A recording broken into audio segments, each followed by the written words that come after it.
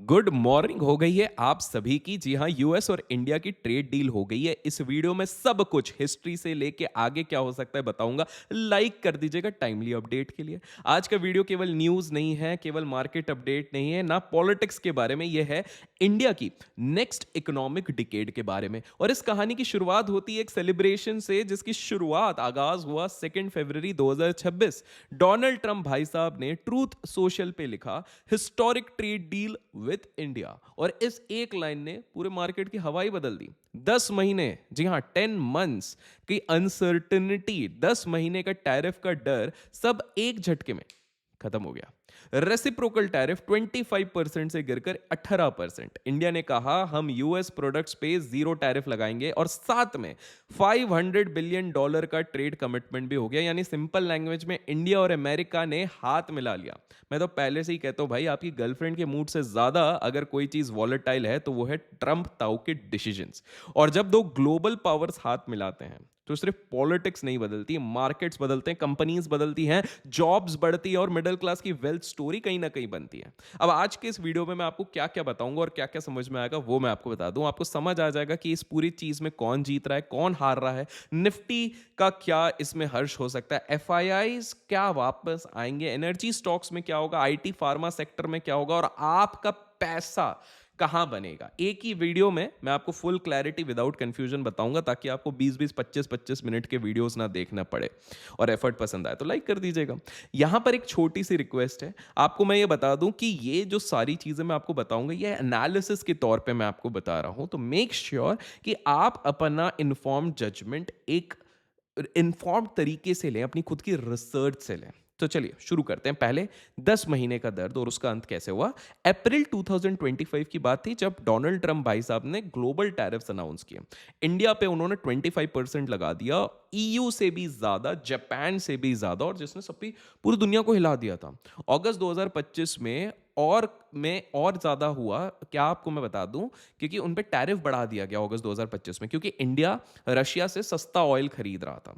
Trump भाई साहब ने बोला इंडिया को 25% एक्स्ट्रा पेनल्टी भरनी पड़ेगी। टोटल टैरिफ कितना हो गया इसके चक्कर में? 50% पहुंच गया। और उसके चक्कर में मार्केट गिर के उस टाइम पे 24,550 के आसपास आ गए थे। एक्सपोर्ट कंपनीज कहीं ना कहीं फ्रीज हो गई थी। कंपनीज ये सोच रही थी कि यूएस में बिजनेस करें या ना करें, और इन्वेस्टर्स बोल रहे थे कि इंडिया काफी ज्यादा रिस्की लग रहा है, इधर से पैसा निकालो। और उसका हमने एक इंडिकेशन देखा था। एफआईआईज ने पैसा निकालना शुरू किया था। ऑलमोस्ट 1.66 लाख करोड़ का आउटफ्लो हो गया था, जो कि मैसिव होता है। यहीं पर मुझे एक डायलॉग याद आ रहा है कि भैया बेटा तुमसे ना हो पाएगा। यही वाली चीज हर कोई कह रहा था हमारी पॉलिसी मेकर्स को। लेकिन जैसे ही दुनिया इंडिया को बोल रही थी ट्रेड डील तुमसे ना हो पाएगा, जनवरी 2026 आ गया। इकोनॉमिक सर्वे ने एक हिंट दिया कि बहुत जल्द एक डील क्लोज होने वाली है। फिर इंडिया ने पहले ईयू के साथ मेगा डील साइन कर ली। ट्रंप को इनडायरेक्टली वहां से प्रेशर लगा, और फाइनली 2 फरवरी को ट्रंप ताऊ भी प्रेशर के तले आ गए और बोले कि भैया हाथ मिला लेते, डील कर लेते हैं। डील का रियल मतलब क्या है? सिंपल चीजें हैं, 3 चीजें हैं, आप समझिए, पॉइंट बाय पॉइंट समझिए। पहला, टैरिफ कट 25% से 18%। ये सीधा सीधा रिलीफ किसको देगा? सोचिए लॉजिकली, इंडियन एक्सपोर्टर्स को। दूसरा, इंडिया ने कहा यूएस गुड्स पे जीरो टैरिफ। ये एक बहुत बड़ा शिफ्ट है प्रोटेक्शन से ओपननेस की तरफ, कि आओ भैया गले मिलो, जिससे ट्रंप ताऊ भी खुश है। और तीसरा, रशिया ऑयल क्लॉज, जो इंडिया ने कहा, उसने कहा हम रशियन ऑयल कम करेंगे, यूएस ऑयल ज्यादा लेंगे। इसका इंपैक्ट मैं अभी आपको समझाऊंगा आगे। इस पूरे प्लान का नाम है मिशन 500। मतलब 2030 तक इंडिया यूएस ट्रेड $500 बिलियन तक पहुंचेगा। अब मार्केट्स के लिए, स्टॉक मार्केट्स के लिए इसका क्या मतलब है? सबसे बड़ा इंपैक्ट है अनसर्टेनिटी का खात्मा। भैया विक्स कहीं ना कहीं अब वहां पर थोड़ा संभलना शुरू कर देगा। जब अनसर्टेनिटी होती है तो मार्केट डिस्काउंट पे ट्रेड करता है, और जब क्लैरिटी होती है तो मार्केट किस पे ट्रेड करेगा? प्रीमियम पे। बैंक्स अब कॉन्फिडेंटली लोन्स दे सकते हैं। आईटी कंपनीज यूएस क्लाइंट्स को लॉन्ग टर्म कॉन्ट्रैक्ट्स दे सकती हैं। फार्मा कंपनीज की अगर मैं बात कर लूं तो एक्सपेंशन प्लान कर सकती हैं। और सबसे इंपॉर्टेंट चीज क्या है? एफआईआईज की घर वापसी हो सकती है। 2025 में अगर 25 की बात करूं तो एफआईआईज ने पैसा इसलिए निकाला था क्योंकि पहला वैल्यूएशन हाई था, दूसरा चाइना सस्ता लग रहा था, तीसरा यूएस बॉन्ड सेफ लग रहे थे, चौथा रुपी वीक हो रहा था, और पांचवा ट्रेड वॉर का डर सबसे ज्यादा उनको सता रहा था, जिसके चक्कर में उनको समझ में नहीं आ रहा था इधर रहें या उधर रहें। इसी चक्कर में वो लोग पैसा निकाल रहे थे। अब ये डील इन सब फियर्स को काम करती है।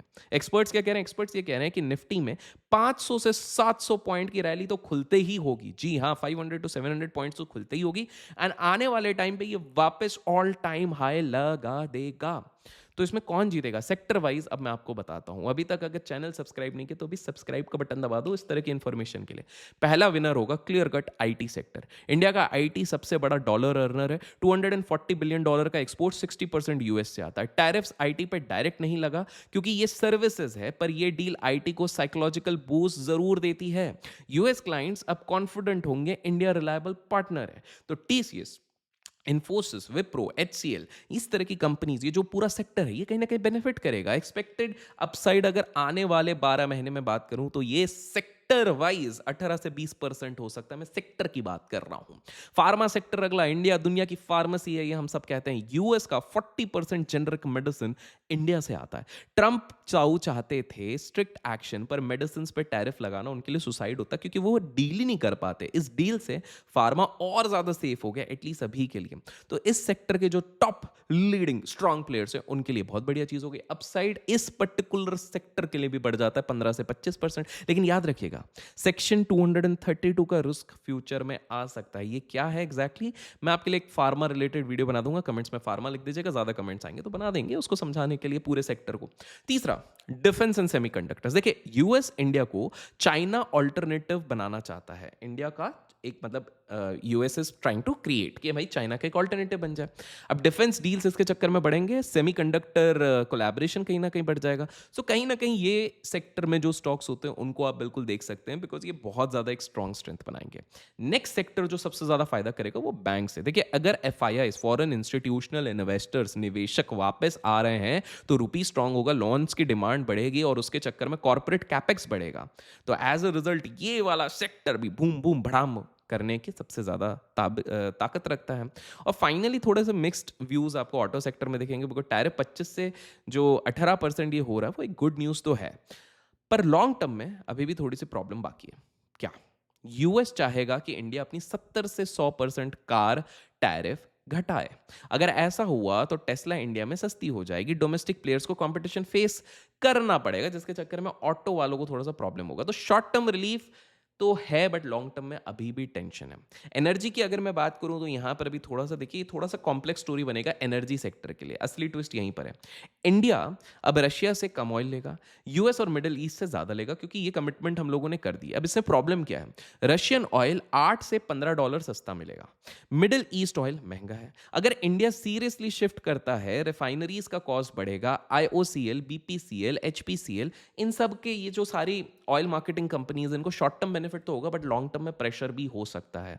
तो ये एक सेक्टर है जो कहीं ना कहीं न्यूट्रल से नेगेटिव हो सकता है। लेकिन सब कुछ अच्छा चलेगा क्या भाई? कुछ भी बुरा नहीं चलेगा है भाई टेक्सटाइल्स और जेम्स के लिए। देखिए, टैरिफ कट मिला पर काफी नहीं है। वियतनाम, बांग्लादेश ऑलरेडी चीपर हैं, अभी भी ऑर्डर्स ऑलरेडी शिफ्ट हो चुके हैं, वो जो बीच में टैरिफ का ड्रामा हुआ। तो इंडिया का टेक्सटाइल सेक्टर अभी भी थोड़ा बहुत स्ट्रगल करेगा। और सेम चीज कहीं ना कहीं जेम्स हो गए, ज्वेलरीज हो गए, वहां पर भी दिखेगा। अब निफ्टी के आउटलुक की जो बात कर रहे हैं तो कहीं ना कहीं आप सबको पता है गैप अप होगा, अच्छा खासा ऊपर जाएगा। इसमें कौन सी नई चीज है? अचानक से सारे लोग बोलेंगे हमको पता था, हमको पता था। पता किसी को भी नहीं था, बस लॉन्ग टर्म स्टोरी इंटैक्ट थी, ये सबको पता था, ये किसी को भी नहीं पता। आने वाले 12 महीने में अगर निफ्टी 30,000 तक पहुंच जाता है तो इसके लिए सरप्राइज्ड मत होइएगा, क्योंकि हमने स्टार्टिंग से कहा है जनवरी टफ मंथ रहता है, जनवरी फेब के आसपास तो थोड़ा टफ मंथ रहता है। टफ मंथ ऑलरेडी हो चुका है काफी जगह। अब यहां पर डिपेंड करेगा Fed rate cut, oil prices और ग्लोबल इकोनॉमी, ये सारी चीजें आपको हेल्प करेंगे कि भाई जब तक ग्लोबल शॉक्स नहीं आते तब तक इंडिया की स्टोरी स्ट्रांग ही लग रही है। अब आपको मैं बताता हूं कि आप लोगों का क्या प्लान होना चाहिए। सिंपल सी बात है, एसआईपी आपकी स्टार्ट रखो, ये तो हमेशा से मैंने कहा है, एसआईपी रोकना नहीं है। इंडेक्स फंड पे आपके थोड़ा सा एक्सपोजर होना चाहिए। अगर आपको सेक्टरल एक्सपोजर लेना है तो ईटीएफ्स के माध्यम से भी आप लोग काफी सारे सेक्टर पे रह सकते हैं। लॉन्ग टर्म होराइजन रखिए, शॉर्ट टर्म पे तो उतार चढ़ाव चलता रहेगा। 5 साल का अगर आप रखेंगे तो हिस्टोरिकल सीएचआर ये कहता है इंडेक्स पे कि भाई 10 से 12% का आपका एक रिटर्न बनता है। शॉर्ट टर्म ट्रेडर्स कृपया करके आईटी कंपनीज पे थोड़ा सा ध्यान दीजिए और फार्मा कंपनीज पे ध्यान दीजिए। यहां पर आपको सेफ्टी का question as well as return का क्वेश्चन ज्यादा मिलेगा। आई नो वीडियो थोड़ा सा बड़ा हो गया, लेकिन अगर कुछ भी समझ में आया, पसंद आया, लाइक, शेयर और सब्सक्राइब कीजिएगा। Till then keep learning, keep growing, keep investing and keep trading.